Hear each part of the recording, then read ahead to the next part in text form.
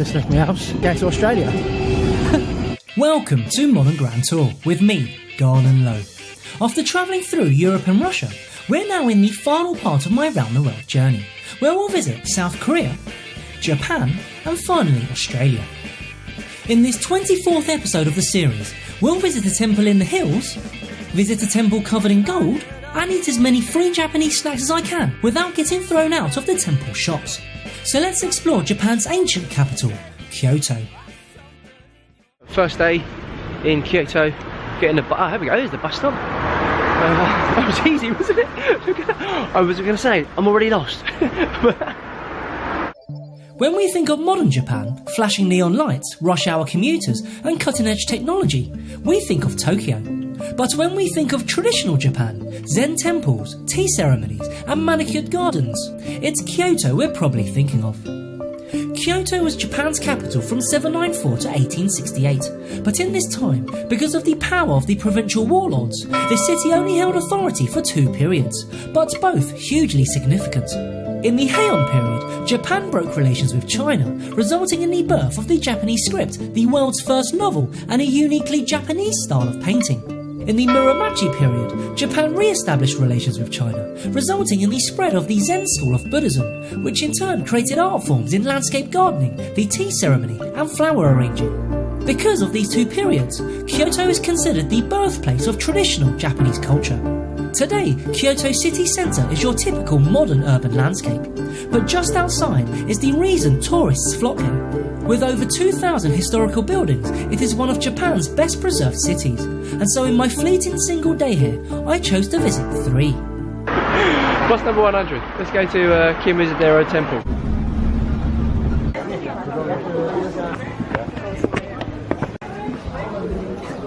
Oh wow. Kiyomizu-dera Temple is arguably Japan's most beloved temple due to its spectacular setting in the city's hills. Founded in 798, just 4 years after Kyoto is made capital, it is dedicated to the popular Buddhist deity of compassion, Kannon, after which the Japanese camera company is named. Its most striking feature is the Kiyomizu stage that sits on the cliff edge supported by nailless wooden beams. It is said that if one could jump and survive the fall, one's wish would be granted, which led to the Japanese expression to jump off the stage at Kiyomizu, equivalent to the English phrase to take the plunge. Although a reported 85% of 200 jumps survived, the practice is understandably now prohibited. More sensible ways to make one's wish come true at the temple include incense burning, striking a standing bell, and back down the hill after marvelling at the wooden beams keeping the Kiyomizu stage afloat. One can make their final wish at the most popular prayer ritual, from which the temple is actually named, and that is the drink from the hill's waterfall, as Kiyomizu means pure water. Other cultural curiosities include seeing a Zen monk asking for alms, and these little statues of the Buddhist deity Jizo, protector of children, and whose outfits are often made by parents whose children have died and who wish for Jizo to look after them in the afterlife. After enjoying one last panorama of Kiyomizu-dera and its luscious hillside environment, which spectacularly changes with Japan's 4 seasons, it was time to leave this most sacred of places, as I went in search for something more profane. The street in and out of Kiyomizu-dera Temple is lined with shops selling traditional Japanese snacks, the most popular being nama yatsuhashi, bean paste pancake, yatsuhashi, cinnamon sticks, and goshikimani, sugared covered beans. And with shops giving out samples in the name of academic research, I thought I'd try a few.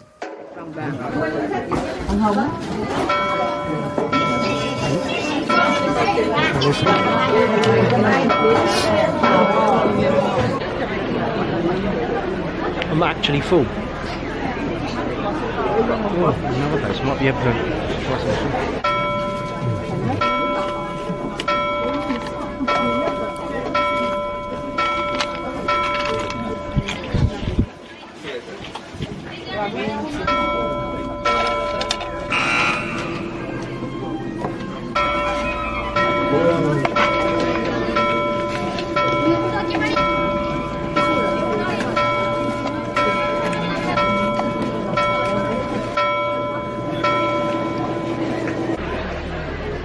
Honestly, I'm so full.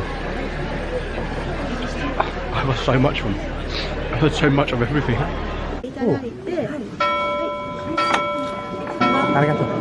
And finally, washing it all down with some green tea, I can conclude from my comprehensive research findings that traditional Japanese snacks are well nice. I think I've had too many of those pancake things. Greedy, I'm too greedy. I just stuffed my face full of them. Now I'm like bloated with pancake. Right, where's this bus?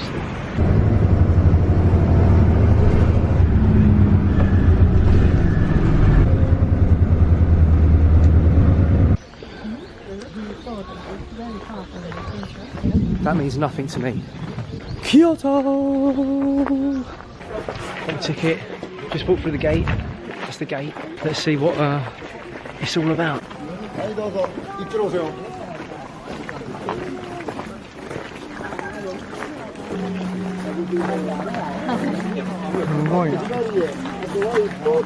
Bloody hell. As soon as you get around the corner, bottleneck. Everyone's like, get the camera out, including me. The Temple of the Golden Pavilion houses probably the most iconic building in Kyoto. Built in 1397 as a retreat for Japan's leading warlord, known as the Shogun, as requested upon his death, this gold leaf pavilion was turned into a Buddhist temple. The bottom floor houses a statue of Buddha, and on the left, the Shogun whose house this once was.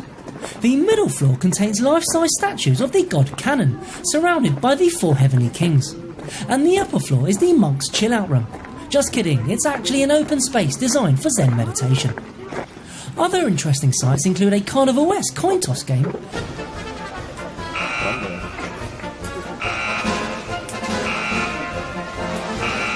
big one, the one in the middle. Look at that! and another smaller, more conventional temple, where one is required to strike a bell with a rope before making their wish.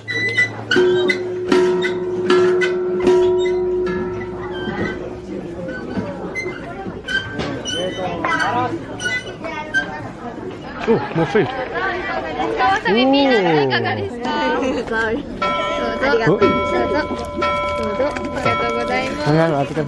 Alright, so there's like a good vending machine here in Japan. So on this right hand side we've got drinks.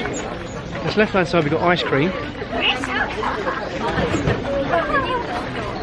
Ramen noodles! Ramen noodle vending machine! I'm tempted, but I've got to go. I've got another temple to see.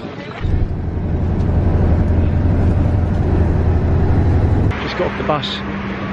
Third and final one. Over there. The Temple of the Silver Pavilion is best known for being related to the Golden Pavilion, as well as its stunning gardens. This is cool. Different. High bush garden. I like it. Labyrinth. Built in 1482 as a retreat for the Shogun, who is the grandson of the Shogun who built the Golden Pavilion, it was again requested upon his death that the Silver Pavilion be turned into a Buddhist temple. Now, because the Shogun was too busy fighting wars or taking his cute dog on days out, one of the two, he didn't get round to covering his pavilion with silver leaf. However, this unfinished appearance would promote the Zen-influenced aesthetic wabi-sabi, characterised by simplicity and imperfection, which is also evident in these stunning gardens, whereby focusing on the natural arrangement of water, rocks and native flora, whilst avoiding artificial ornamentation, connects the visitor to a more philosophical space.